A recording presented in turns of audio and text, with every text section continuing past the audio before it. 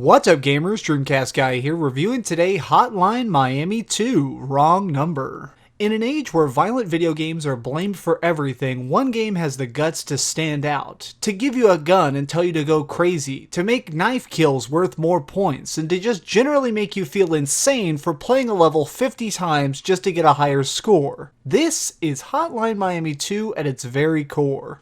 If you played the first Hotline Miami, you may think this is just more of the same, but it actually goes far beyond that. The first major change that really shakes this game up is the level design. In the first title, all the levels were small, purposefully built to be cramped and create tension of being inches from your enemies, but in Wrong Number, the levels are massive, which leads to a lot of the main challenge you're going to be facing.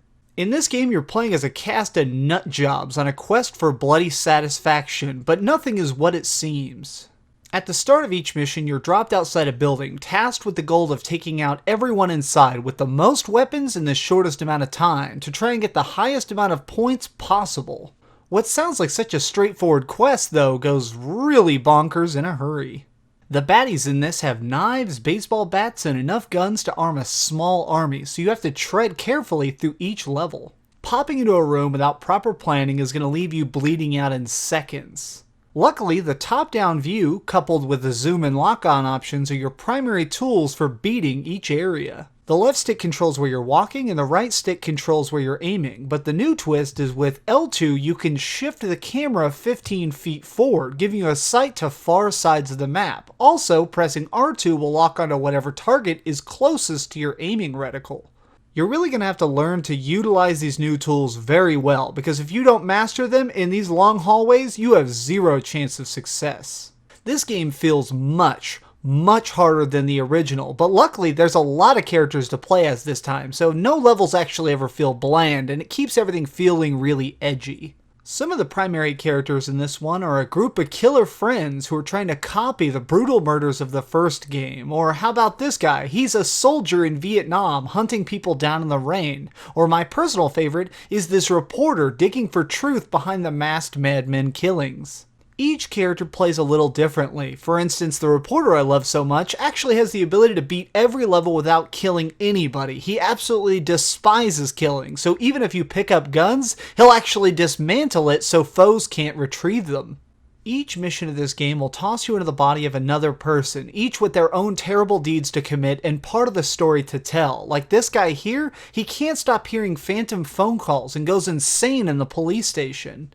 The story in this game is just absolutely phenomenal in its psychedelic flavor. The blaring neons that coat every single level, along with this crazy rockin' music, it just fits together so much in this reality where sometimes nothing is real. The biggest warning I have to give you guys though is that the game is tough, and I mean really tough. These massive rooms will haunt your nightmares. If you die at any time during a mission, you just start back at the beginning of the room. In the original one with small rooms, this wasn't much of a problem, but with these new huge rooms, sometimes that can be 15 minutes of careful timing being undone instantly. Since the weapons are fun to use and the combat's genuinely, organically, perfectly well built, it's not that bad having to repeat a level, but it's that 50th time you have to repeat a level that you start to feel a little bit grated.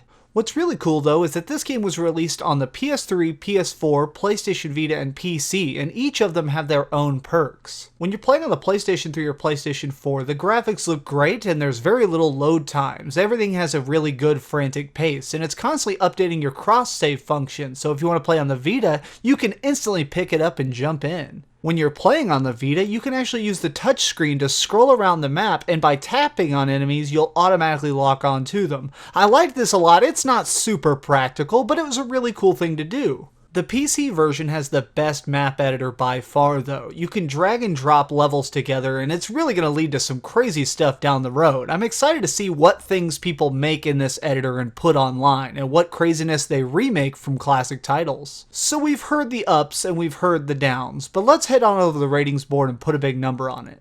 I am giving Hotline Miami 2 Wrong Number an 8 out of 10. The fantastic art style, groovy music, and tight controls are awesome, but playing a level 50 times over just to try and get to the next one kind of crushes your spirit. For those who are skilled and totally up to the challenge, be prepared to answer the call for Hotline Miami. Thanks so much for watching, guys. This has been DreamcastGuy. If you liked this review, feel free to subscribe for future reviews. I do new stuff every week, so for all the latest and greatest, subscribe. But do me a big favor and keep dreaming.